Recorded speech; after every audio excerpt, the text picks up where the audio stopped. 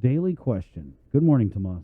Good morning, everyone. So we asked yesterday what countries would you like to see develop a travel bubble with Guam and the CNMI, and so we asked that because, as tourism continues to take a hit, we have a lot of people working in the tourism industry looking at new travel bubbles in Australia. You can expect that if you're in the CNMI to have a travel bubble sometime mid next year, and so I wanted to share some of the responses with everyone today.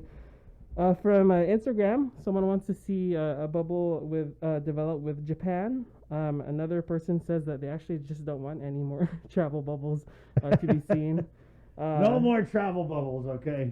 And then also wanted to include this response about the United States because I also recall some states like California and others saying, can states develop their own travel bubbles? Obviously, that's a much more complicated answer that we're not going to get to today. But someone commenting they'd like to see something done in the United States. Some people commenting in length on Facebook.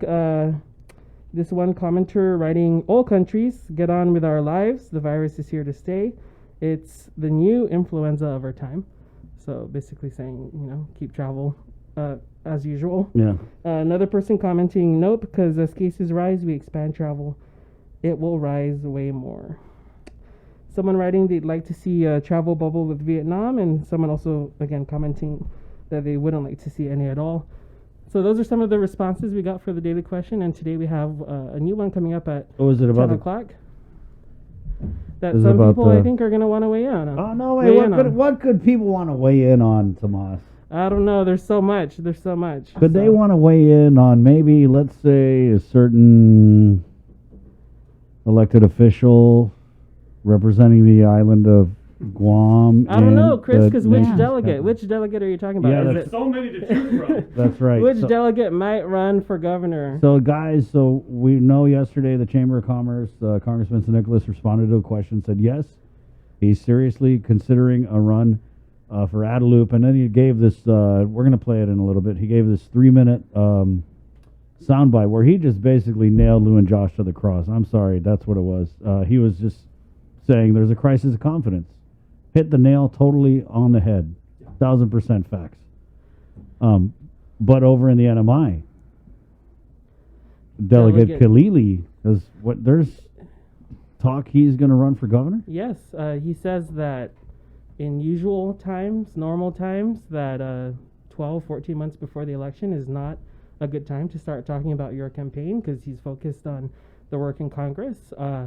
We have heard, and he's posted on Facebook across many of his pages, that he's considering the run after an apparent, what seems to be more than a miscommunication happened between the potential run of the Lieutenant Governor Arnold Palacios, especially after he testified on Governor Torres's expenditures. And so no shortage of political regional news there either. And is it kind of the same thing though, Tomas? With so Congressman St. Nicholas, obviously, if you listen to, and not just what he said yesterday, but what he's been saying, it's been pretty consistent about the resources, right? It's always been, we don't have the money. Well, now we do have the money. And he's basically saying, hey, show us the money. What are you doing with it, right? Is it the same motivation for Congressman Khalili? Well, nothing written on paper or said on record, but I think you can't help but connect the dots in terms of these delegates securing these millions of hundreds of dollars and then wanting some sort of say in how that's administered. And even in the CNMI, we saw the legislature try to pass its own version of a bill that would give itself powers to spend that money in a way that they see fit as legislators, saying that they represent a wider population than the governor does. And so, because, they represent precincts. And Saipa and Tinian and Rhoda and the Northern Islands all have their own representatives. So, yeah, we'll see. I mean, it is going to be interesting. It is a huge story, I think, to have not one, but 2 delegates in Congress try to come back and get become governor of their jurisdictions. And I don't know if that's happened in the U.S. I don't know what's the relationship between Khalili and Governor Torres.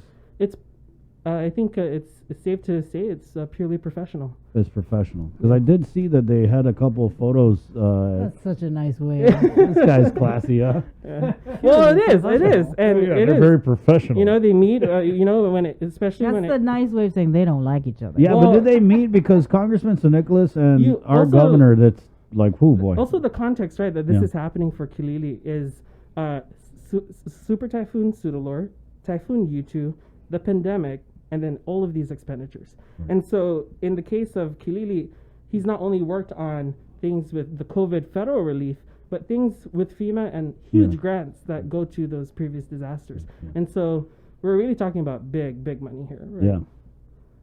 Wow. It's going to be fun. And now we got our regional perspective with Tomas Maglotnia, who, of course, does Pacific Matters. Great show. Where's that at, Jay? YouTube, it's on our Facebook, and every Monday, right? Yeah, 6:30. and hopefully every Friday here in the link, you'll get a sneak peek. Of course. Tomorrow we'll be sharing another huge clip, one of Guam's very own legendary icons, especially in the LGBTQ community, Vince Crisostomo. We were able to sit down with him, and then we unpack some really disturbing news when it comes to the 2020 census and what it means for us here in the Pacific. And we were just talking about federal funds, and a lot of those funds are determined by population and the census. Yeah. And so we reach out to one of the national advocates who actually recently sat down with Vice President Kamala Harris and President Joe Biden with the API caucus, and she's talked to us about that meeting with the president and vice president, and also some of the unfortunate outcomes of the census. So Yeah, you I can know. expect that too. Oh, yeah. What are we doing tomorrow, Bree? We're just over here feeding Friday. Yeah, that's all. Yeah, no biggie. Well, it's yeah. all part of the KUM network. So you It can, sure is. find Yeah, out, you go do some work for a change. Okay. No, you're doing great. Thank Yeah, you you so are. much, You are, Tomas. Tomas. Yeah. Okay. Right on. Thanks Tomas for Bree. Maglotnia. Appreciate it. Of course, man. So be on the lookout for the daily question. It's 8:37. What time is that being posted? 10 o'clock. 10 10 o'clock. o'clock. Okay. Okay, guys. Yeah, And, prime time. yeah, and get ready for that. It's going to be juicy. Tomas, is that the professional term? Relevant. Relevant. Got it. Okay.